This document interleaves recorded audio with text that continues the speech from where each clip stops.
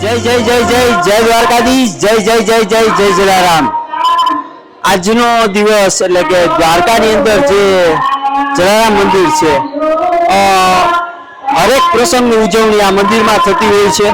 જે રઘુવંશી પરિવાર, Raghuvanshi social group, Jalaram મંદિરના ટ્રસ્ટીઓ દ્વારા જે આ મંદિરનું સંચાલન કરવામાં આવે છે, ઘણી બધી પ્રવૃત્તિઓ કરવામાં આવે છે।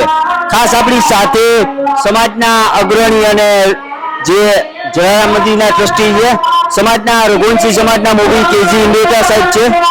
સાહેબ 25 વર્ષ અને હરેક પ્રસંગની ઉજવણી, આજે તુલસી વિવાહનું પણ આયોજન, જેમને પણ 25 વર્ષ પૂરા થયા જલારામ બાપાના સાનિધ્યમાં થતું હોય, કેવી રીતનું હોય છે આયોજન?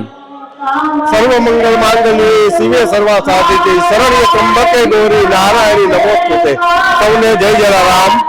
દર વર્ષે કારતક સુદ 11 તુલસી વિવાહ હોય છે, પરંતુ જે તુલસી વિવાહ દ્વારકાધીશ મંદિરમાં અને અન્ય મંદિરોમાં થતા હોય તો જે રઘુવંશી અને અન્ય સમાજ લાભ લઈ શકે તે માટે કારતક સુદ 11 થી પૂનમ દરમિયાન રઘુવંશી સોશિયલ ગ્રુપ દ્વારા જલારામ મંદિરની અંદર તુલસી વિવાહ ઉજવવામાં આવે છે અને જેથી કરી અને રઘુવંશ સમાજ અને અન્ય સમાજ તુલસી વિવાહનો લાભ લઈ શકે।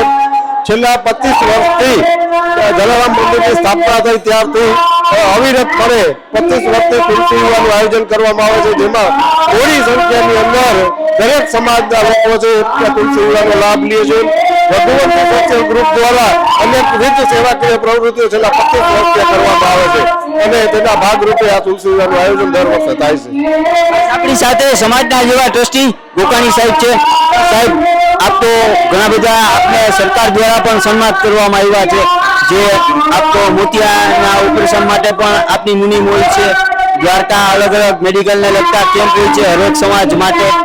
ખાસ જે અહીંયા રઘુવંશી સમાજના 1 રૂપિયા ટોકનમાં લગન, ખાસ બ્રહ્મભોજન, શું કહેશો બાબત આપ? બસ જલારામ બાપાની ખૂબ ખૂબ દયાથી અમે બધા અમારી બધી પ્રવૃત્તિઓ ખૂબ જ સરસ રીતે સંપન્ન થાય છે। આદત લગ્ન વિધિ, ટિફિન સેવા, અતિથિ ભોજન સેવા, આ તો તુલસી વિવાહનો પ્રસંગ બહુ જ સરસ રીતે અમારા જલારામ મંદિરના પટાંગણની અંદર થાય છે અને અમને ખૂબ આનંદ છે અને લોકો પણ ખૂબ જ સહકારથી અને લાભ લે છે। જય જલારામ।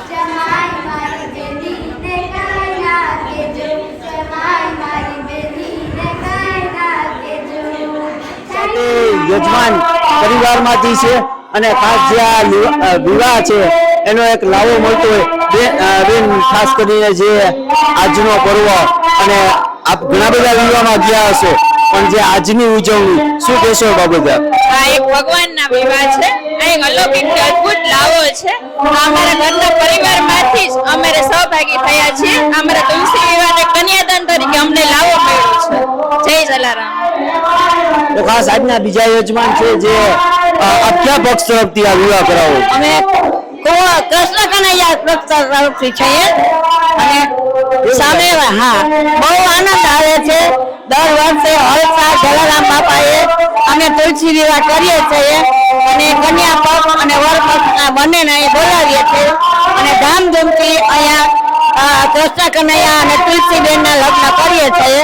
આજે 15 વર્ષથી આ લગ્ન ચાલુ છે અને અમને ખૂબ આનંદ આવે છે। એમાં એ બધે વૈષ્ણવો બધા આવે છે, સાથ સહકાર દે છે અને હર સાલ અમે આ ઉજવણી કરીએ। જય જલારામ।